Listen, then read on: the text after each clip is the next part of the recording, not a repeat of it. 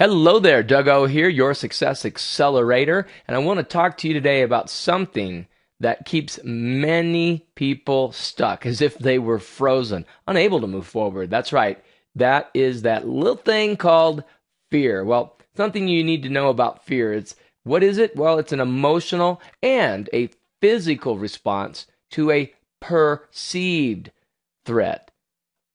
You see, it's a basic survival mechanism. Without fear, our species would not survive. All right, it is a survival mechanism, and it's triggered by an external event. Now, here's the deal: that external event may be real, or for many cases, imagined. The body will kick into flight or fight mode, and I'm going to show you some of the things that happens to your body when that happens. Here's the deal, though: fear is almost entirely autonomic, which could also mean automatic, all right? You don't even consciously trigger this or even know that it's going on until it's gone through its entire course. So there are two types that you want to become aware of. The first one is something that's an external fear that's caused by something you're very motivated to avoid. For example, a lot of people are afraid of spiders. Or it could be an internal fear that caused by something outside of you that's linked to a negative emotion. So a fear that was developed out of low self-esteem. You don't feel very good about yourself, so therefore you have a fear of perhaps meeting other people.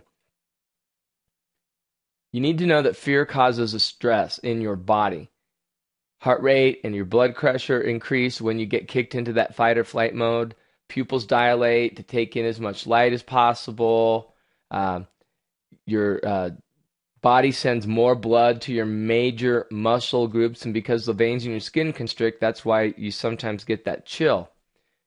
The blood sugar in your blood goes up, muscles get tense, cause goosebumps. Non-essential systems like digestion and immune, and that means non-essential to getting the heck out of Dodge, they shut down so that you have more energy for emergency functions.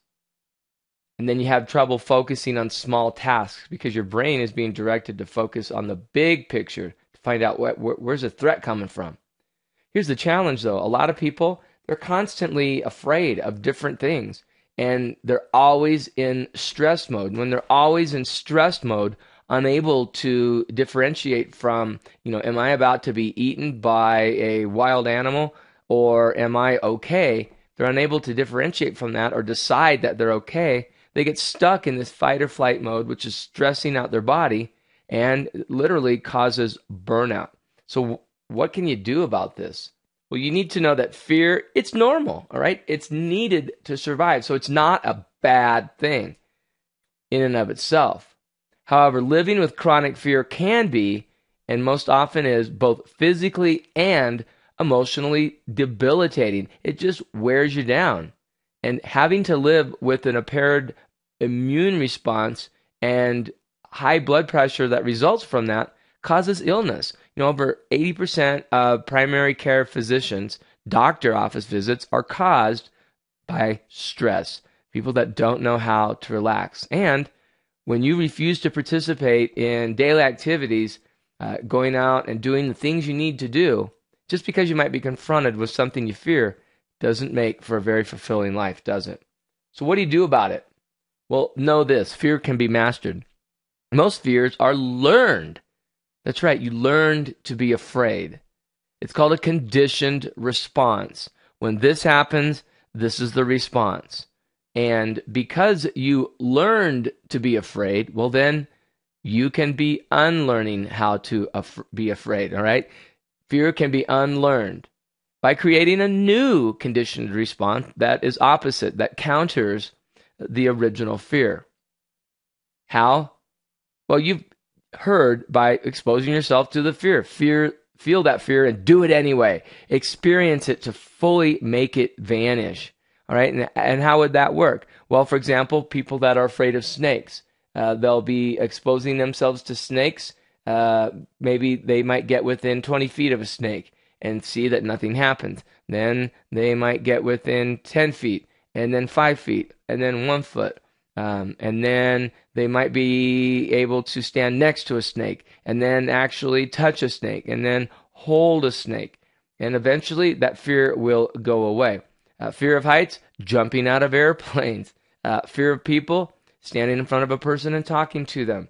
Each fear is handled in a bit different way. And yet, once you actually go do the thing that you're afraid to do, within reason, you're not going to stick your hand into a fire to make yourself unafraid of fire. And yet, once you unlearn that, well, then you can be free to live your life moving forward. You can also use the switch for success to de-link the fear of many things, especially those internal fears. So here's another fear eliminator I learned from my good friend Dov Baron. He calls it staying here while your mind is someplace else. You see, fear is imagining what could happen in certain circumstances. And so what he taught us to do is to just take a deep breath. When you realize that something's going on and you're feeling that fear, take a deep breath and then just ask yourself, is there anything to fear right now? When you ask yourself that question, it's like, wow, not really. Okay, let's move forward and get this done. All right, so if you have any questions, make sure to contact us and feel that fear, do it anyway, get out there, make it happen, and I'll see you at the top.